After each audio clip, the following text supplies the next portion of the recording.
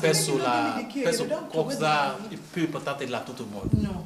È un via vai continuo di parenti e amici nel condominio di via Pisa dove viveva la piccola Fevora e Dewede Osabie con la sorellina Victory e la madre. Il cuore di Fevora ha smesso di battere dopo 4 giorni di ricovero al Cafoncello, dopo lo scontro tra la vettura della famiglia di origine nigeriana e un camion. Sulla porta dell'appartamento un biglietto lasciato da uno dei tanti bambini vicini di casa esprime la vicinanza per quanto accaduto. Dentro la madre, dimessa da poche ore con la figlia più piccola, è circondata e protetta dai parenti che vogliono mantenere il più stretto riserbo su un dolore ancora troppo grande per essere espresso in parole.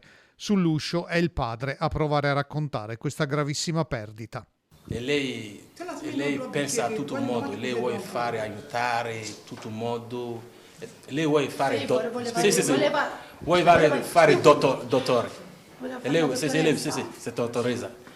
Già ha cominciato a chiamare lei dottoressa, anche lei sorella chiama dottoressa anche, hai capito? Cosa vuoi dire? A scuola andava bene? E lei, numero uno là, dico maestra così, numero uno lei, troppo forte. Brava a scuola, frequentava la primaria a San Bartolomeo, attenta anche agli altri bambini durante gli incontri della comunità evangelica nigeriana, Fevora ha lottato tra la vita e la morte per 4 giorni prima che il suo cuore si fermasse.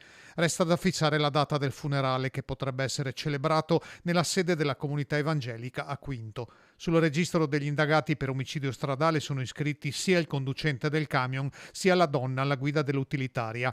Entrambi i veicoli sono sotto sequestro per verificare tutti i dettagli, a cominciare dall'uso delle cinture e dei dispositivi di sicurezza previsti per i bambini sotto il 1,5 metri di altezza.